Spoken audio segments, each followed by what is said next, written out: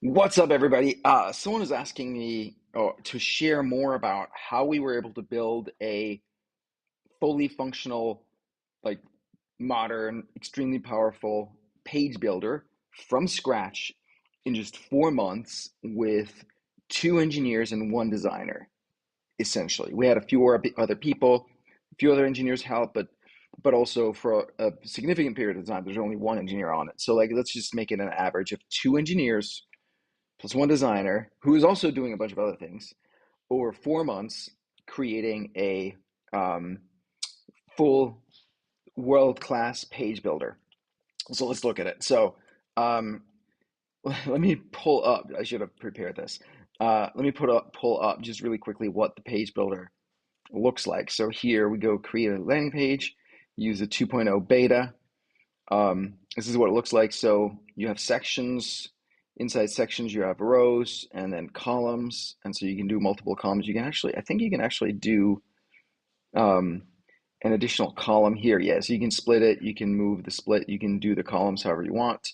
In here, we do an image. And so you see, we don't have all of the different types of elements yet, but we'll get those. Like the framework is there, it's pretty easy to do, but you've got everything that most people are going to need here in this page builder. And cool, super duper headline. All right, and let's center that. So here, anyway, so this is kind of the page builder. It's got a pop-up. It's got like all the things that you would expect. It is fully multiplayer capable. We haven't turned it on yet because there's a few design things. Full version history, which we're not showing yet, but it's there. Full breakpoints, and you can just see your own breakpoints and how you want it to roll. Um, so you can choose to hide certain things in certain breakpoints. So if you wanted the column here to not show, um, here we go. So this column here with the image, for example, don't show it on mobile. So you turn it off like that. And then once you go to mobile, here it'll just hide on mobile. So yeah, um, lots of power there. So how do we do it? Well, it starts with um, like we are very, very picky with who we hire to our engineering team. Most engineering teams have a bunch of engineers that are kind of dead weight a little bit. They're not that good. And you're always going to have different levels to a team, but I found that we're super picky. When we talk to recruiters and agencies that hire people, we get told that we're very picky, and we are. We are super picky. I need people who can really self-manage and run things on their own because we don't have product managers, we don't have project managers, we don't have a lot of like sort of like overhead on our engineering team. So I need engineers who can make good decisions, know when to ask for clarification, um, uh, understand the direction, and like there's tons of micro judgments when you're making software. And I don't only work with engineers who can make good judgments. And I also know because not everybody has the same level of expertise in all areas, so I know who can make good judgments about what, and I know who I can delegate what to, and who I can't. And that's totally legit. It's totally normal. Um, but so the other backstory to this is that I spent a year working very, very closely with the engineering team to really build the culture that I wanted there and build the shared understanding of how I want things to be done so that I now know that the engineers can do this on their own, and I know who is like more um, sort of indoctrinated or trained in that vision, that direction than others.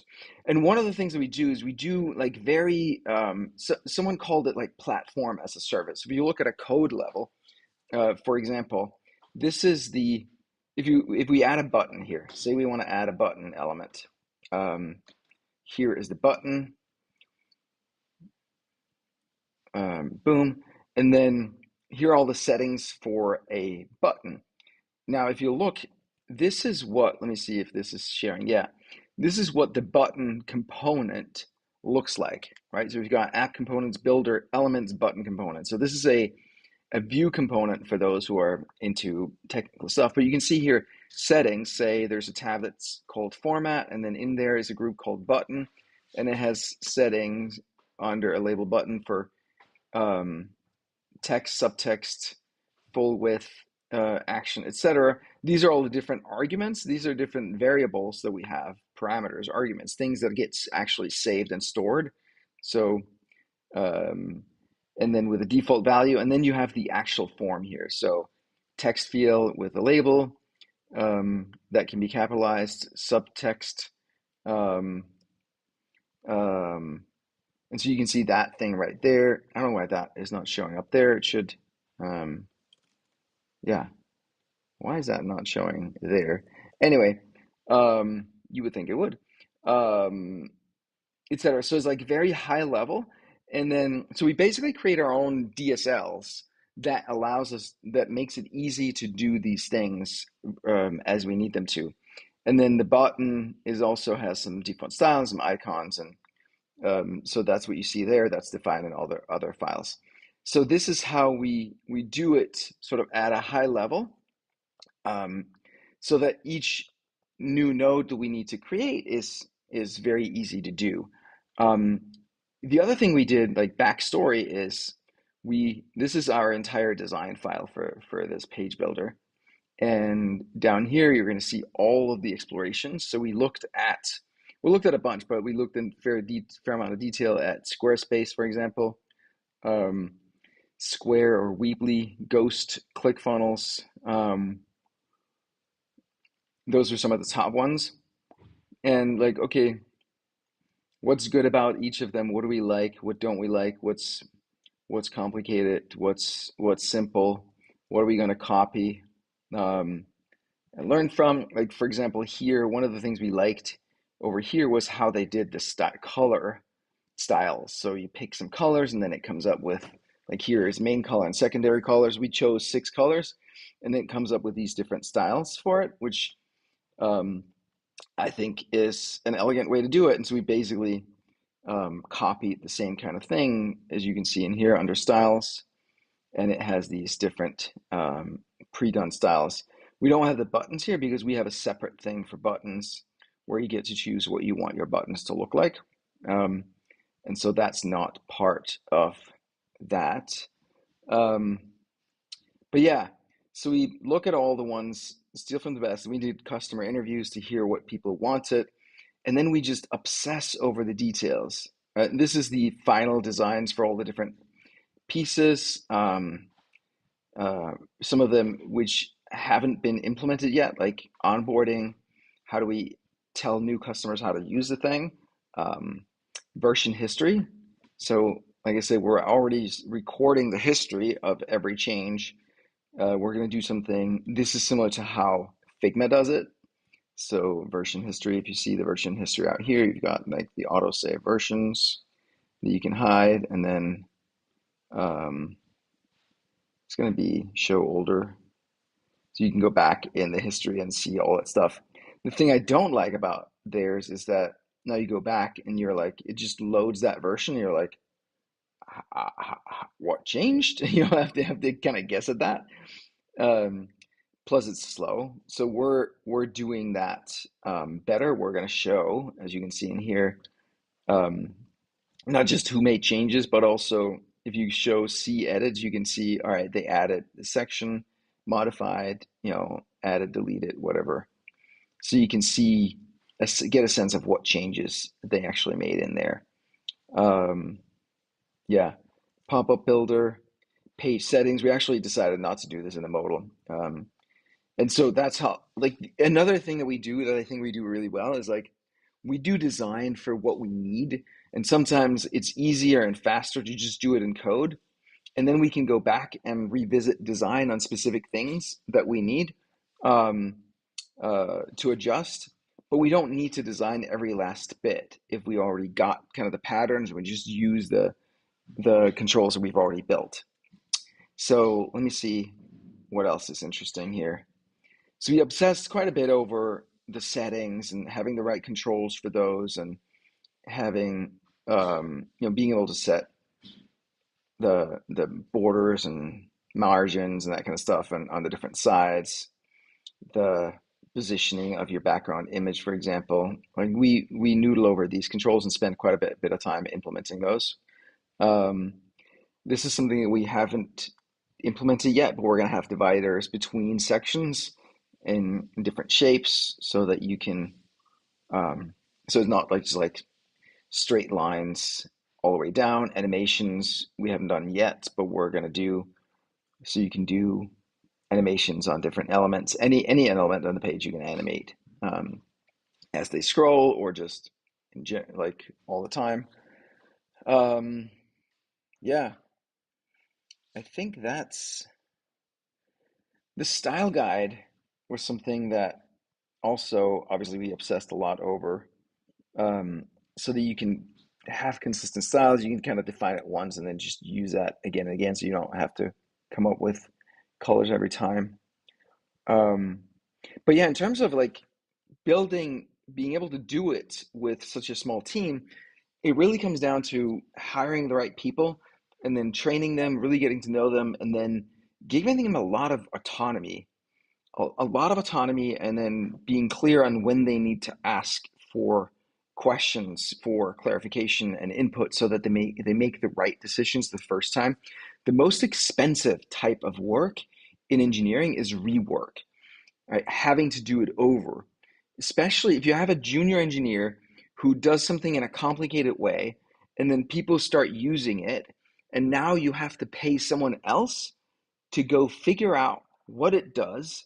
If anyone is currently relying on it working in ways that wasn't intended, and then coming up with a simple way to solve it, like it's 8 times, 10 times, 20 times more costly and more difficult to solve it later than if you'd solved it right the first time.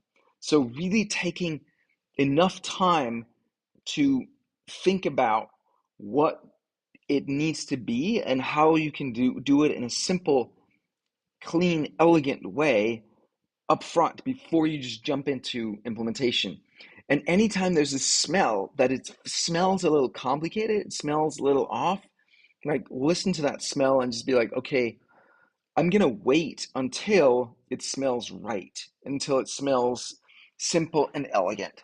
There's a story about how when Steve Jobs was launching the iPhone, like at some point, I don't know, it was like 6 months before it was ready to go to market, he looked at it and he was like, mm-mm, it's just not there.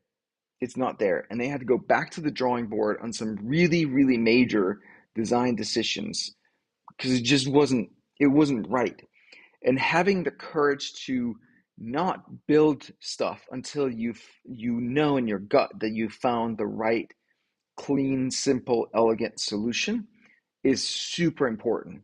I can't overemphasize that. It's like, yeah, like the cost of bad code is insane. It's insanely high. So it really, really pays to avoid that at all costs. And the tendency is like, oh, we want to move faster. Let's hire some more engineers.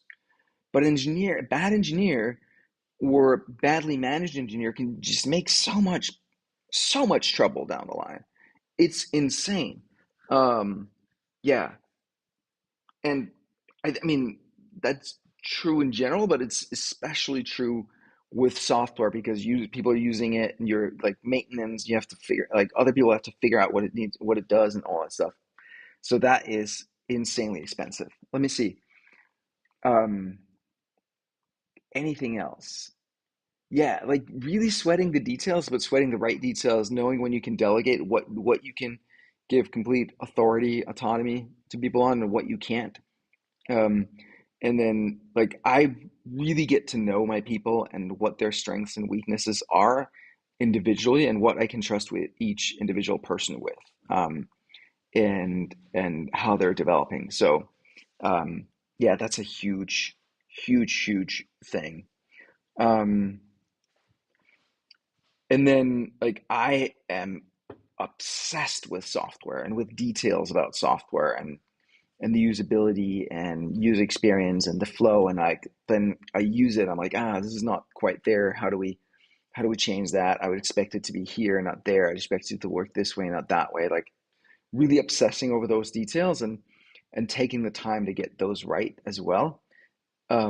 And that might sound counterintuitive when I'm talking about like how much we got done with like 2 engineers in 4 months, but it's building that understanding with the team of like this is what we're going after, and this is what this is what success looks like, right? This is what quality work looks like. It's like we're going not just to be on par with the best out there, we're going for being better than the best out there by a significant margin. That's our goal. That's our intention.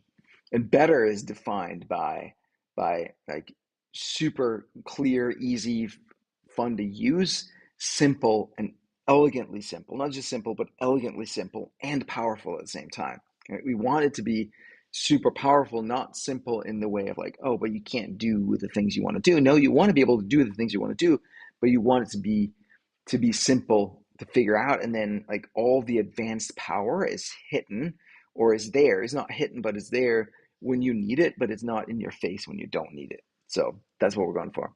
Anyway, mad props to the team. They've done an amazing job. If you happen to be an engineer or know a great engineer who's looking to work with absolute world-class people, um, who like to create the world's best software of its kind, then please send them our way because we're always looking for exceptionally talented people, and they're rare, right? That by its nature, when you're looking for people who are outstanding, that's a rare thing. So if you are someone or you know someone who is that, then come join us. Come, it's such a joy when you're not pulled down by like bad teammates or bad leadership or bad vision or bad, code based, bad tech crap, right?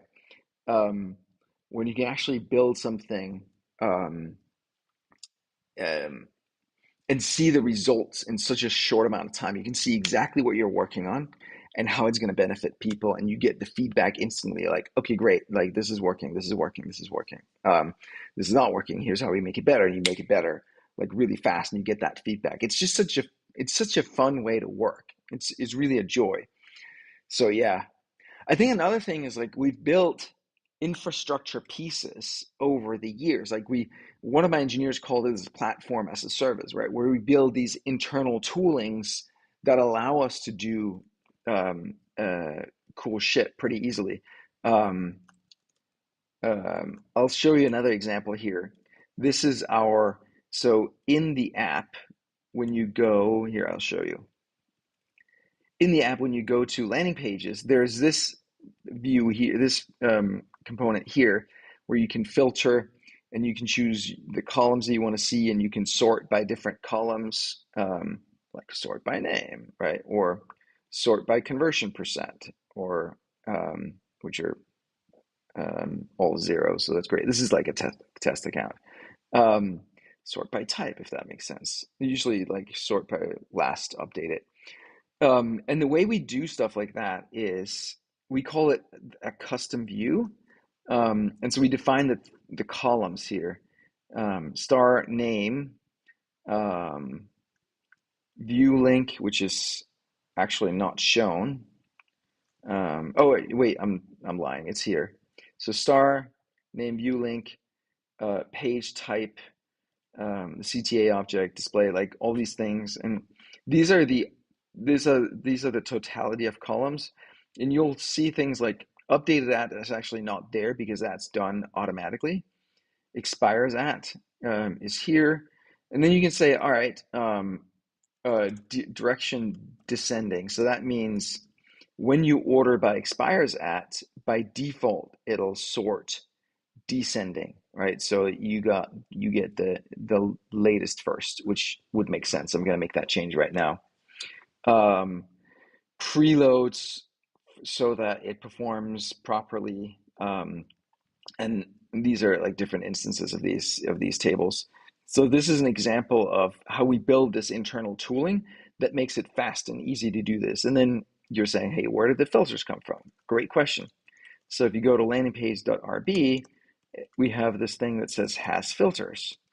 And so in here are defined the things you can filter on. And some things, actually page type, Yeah, so it's gonna be, because of the way that column is defined, it's just gonna say, all right, these are the actual, we need to come up with a fix that the names actually here are not correct. It's not the same as it says here. Um, this is an association, so it's going to pick the ones that are fit, et cetera, right? So all of that stuff is basically defined for this model right here one time. And then finally, actions here. All of these actions are defined also in here, has actions, and that's where we define them. So create, turn into funnel, move to funnel, delete. Labels and stars are across the model, so they are defined, not defined here. They come for free. And then this is for inline editing, so you can inline edit certain things, not right here, but in most cases, because we have the split testing thing. But in most cases, you can inline. I think we have, do we have, if we did the meta description and title, for example, if we add those to the table, and then there should be an inline edit thing on that right there. Apparently not on the full 2.0, which I'm sure we can fix. Meta description. See. So let's fix that. So let's see, themed. So I guess it should be themed or builder doc here. See, now when I go deploy this in a minute, that should all be editable right there in line. So that's how you fix stuff like that. Yeah, and this is some of what we do really well is we build these internal tooling, these components that make it very fast and easy to do all these different things that the app does. Um, Now the downside, of course, is like once you reach a situation where your assumptions about how it's supposed to work no longer matches reality, and you're like you needed to do something it was not designed to, that requires a lot of judgment to figure out how can we make it do the thing in a way that is simple. And every once in a while you run into a situation where you're like, okay, we're gonna have to completely rethink how we thought about this and like do it from scratch, which is a major project. But in most cases, you can do simple things. For example, like in this case, this week, custom view as we call it, we were like, oh, we need to do a Kanban view, right, with objects in different colors, and we need a card view. It was like, okay, that was pretty easy to fit into the model. So it's all about the judgment of how to do it properly. And oh, another thing we was like we needed to be able to sort the rows. Okay, that was a relatively simple case, but it's really important that you really put care into doing those abstractions in a way that is not going to set you up for, it's not going to hurt you down the line. All right. So again, there's a little bit of insight into how we do engineering here at Simplero. Again, if you are an engineer who wants to join, or you know someone who is, we are always looking for talent. So come join us or come talk to us. Just email me at calvin@simplero.com. Or if you have someone who's a really good engineer, this of course is Ruby on Rails. Um, we're on the latest Ruby on Rails production release, I believe, and Ruby, all that stuff, and Tailwind and Vue components and Stimulus and all the good things. Modern stack, despite the software being like 14 years old. I started in 2009, but we've kept up this whole time with the latest technologies. All right, my friends. Yeah, thanks for watching. Love you guys. Thanks for being here and being part of this community and part of this growth. I'm super pumped for the future, like where we're going with the software and where we're going with the education and the training of entrepreneurship and online marketing and online coaching and business and all that stuff. Like, and combining the two, I think we're going to have something incredible ahead of us. Just like we're poised for amazing things. It in entrepreneurship, right?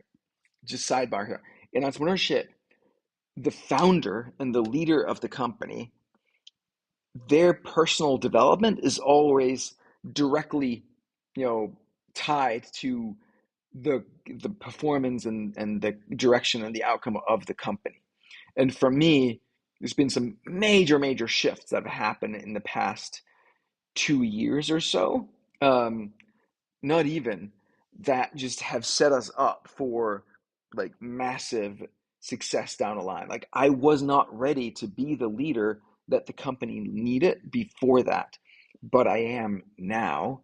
And that's showing in the work that we're doing, and showing in the software that we're making, it's showing in the education that we're putting out and everything else. And it's super fun. And so for you, if you're an entrepreneur, like realize that that's the case, right? That your personal growth, spiritual growth is 1,000% tied to what success you're going to have in your company. So that's your biggest lever. That's your biggest point of influence. Like start there and then figure out the other stuff downstream from, excuse me, from that. Everything else follows downstream from your personal spiritual growth. And because those things are simple, like they're pretty simple to solve. All the practical how-tos are fairly are solvable. It's really about who you are and who you're becoming. So enough for today. Love you all. Thanks for being here. And excited for the journey ahead with you all. Bye bye.